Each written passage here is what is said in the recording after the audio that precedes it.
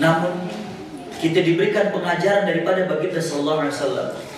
Semasa sahabat menggali daripada tanah, mendapati batu yang teramat besar. Kemudian Nabi sallallahu alaihi wasallam mengambil alat tersebut dan Nabi sallallahu alaihi wasallam mengayunkan alat tadi. Masa terbelah, Nabi sallallahu alaihi wasallam mengatakan, "Futihatir Rum," akan terbebaskan kota Romawi. Kemudian Nabi ayunkan kali yang kedua, terbelah lagi batu tersebut dan Nabi sallallahu alaihi wasallam mengatakan, "Futihat al-Furs," Persia akan ditaklukkan. Dan yang ketiga, baginda sallallahu alaihi wasallam kembali mengayunkan lagi, kemudian Nabi mengatakan, "Futihatil Yaman," Yaman akan ditaklukkan. Hadirin ikhwatiman yang berbahagia, di sini baginda sallallahu alaihi wasallam, kita nak mentadaburi sekejap. Nabi sallallahu alaihi wasallam mengajarkan kepada kita untuk selalu berfikiran bukan saja optimis, bahkan obsesif manakala kita berada dalam sebuah kesempitan. Kita ada kesempitan, kita ada kesusahan dalam belajar dan lain sebagainya. Namun pada saat seperti itu baginda sallallahu alaihi wasallam mengajarkan kepada kita untuk selalu berfikiran bukan saja positif, bukan saja optimis, bahkan berfikiran obsesif. Lebih jauh daripada itu. Karena kalau optimis, maka Nabi sallallahu alaihi wasallam akan mengatakan, insya Allah kita akan dimenangkan daripada orang-orang kafir. Tapi jauh daripada itu, baginda sallallahu alaihi wasallam menjadikan kaum muslimin kemudian memiliki semangat yang lebih, bahwa bukan perang ini saja yang akan dimenangkan, bahkan Romawi akan kita taklukkan, bahkan Persia akan kita taklukkan, bahkan Yaman akan kita taklukkan. Itulah manakala kita menghadapi sebuah tekanan, manakala kita berada dalam sebuah musibah, manakala kita berada dalam sebuah kesempitan, kita diajarkan bukan saja berpikiran bukan saja berpikiran optimis, bahkan juga obsesif daripada hal ini. Hadirin hadirat yang Allah Subhanahu wa taala rahmati. Kemudian sampailah pasukan aliansi daripada orang-orang kafir Arab. Perang Khandaq ini lebih tepat disebut dengan perang Urat Syaraf. Karena tak ada bentrokan fisik antara baginda sallallahu alaihi wasallam dengan orang-orang kafir Mekah. Dia menjadikan Nabi sallallahu alaihi wasallam dengan para sahabat begitu terkuras pikiran, perhatian dan juga tenaga daripada Nabi sallallahu alaihi wasallam dengan para sahabat. Karena itu kita mendapati dalam beberapa riwayat hadis yang sahih, baginda sallallahu alaihi wasallam dengan para sahabat sampai-sampai terlupa salat asar, sehingga baginda sallallahu alaihi wasallam melaksanakan salat asar sudah hampir daripada waktu maghrib. Dan dengan sedihnya, namun diiringi optimis, baginda sallallahu alaihi wasallam mengatakan, tidak akan menyerang lagi kepada kita orang Arab setelah perang ini. Karena itu kita mendapati dalam sejarah, selepas perang Khandaq, bukan mereka yang kemudian menyerang baginda sallallahu alaihi wasallam, namun kebalikannya, strategi perang ofensif, bukan lagi defensif. Pada saat datangnya orang-orang kafir Makkah, maka baginda sallallahu alaihi wasallam sangat takut dengan pengkhianatan daripada orang-orang Yahudi yang ada, yang tinggal di samping daripada perumahan orang-orang kaum muslimin di Makkah. Sedangkan Rasulullah SAW dengan para sahabat yang laki-laki semua berada di depan parit.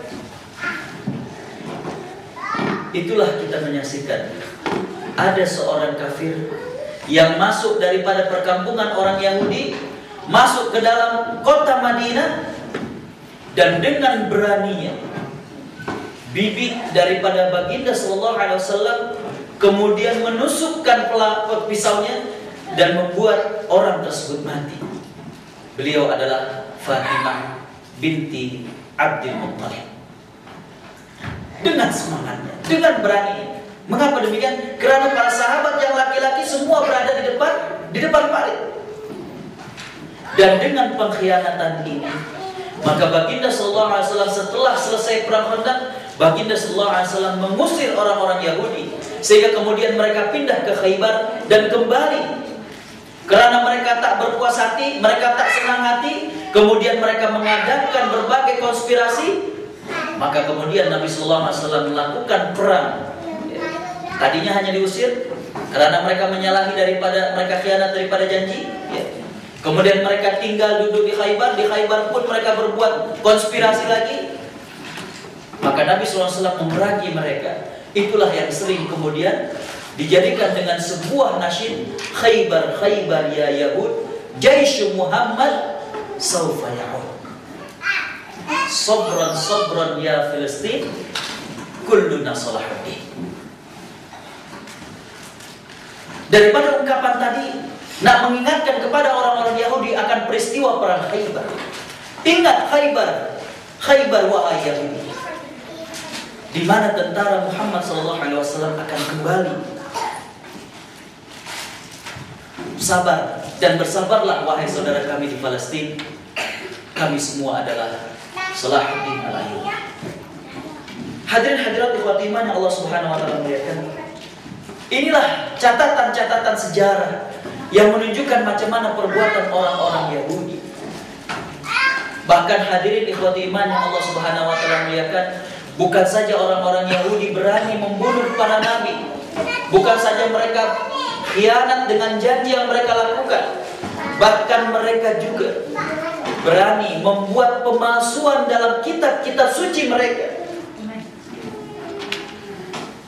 Peristiwa kelahiran daripada Nabiullah Isa alaihissalam.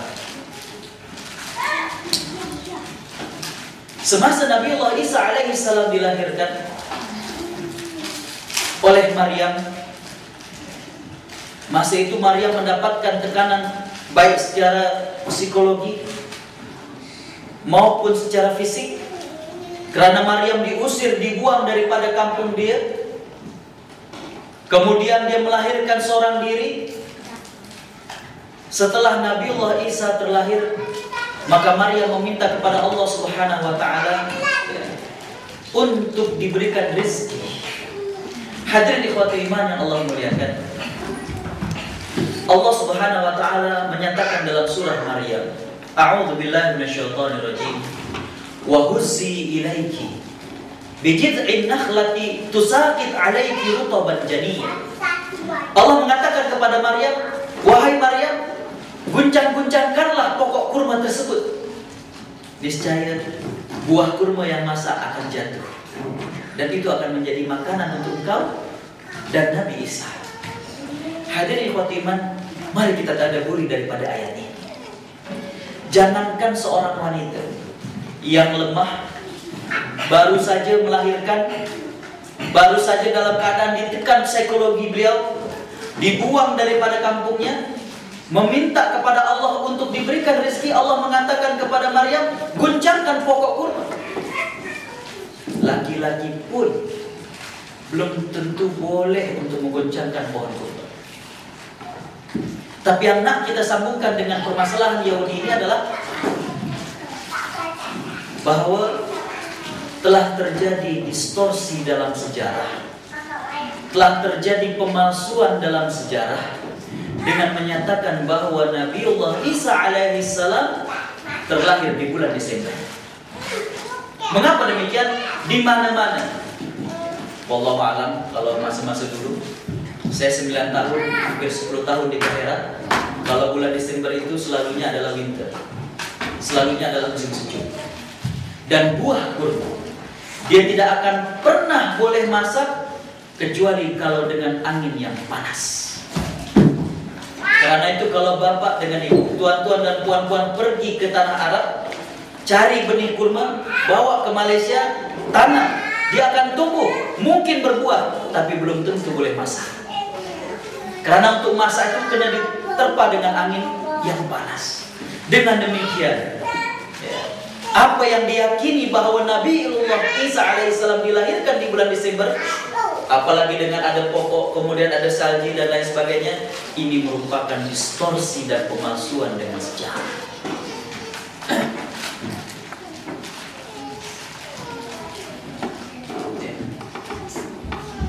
Entah kalau mereka berkeyakinan kemudian dilahirkan di tempat-tempat yang ada salji dan pokok.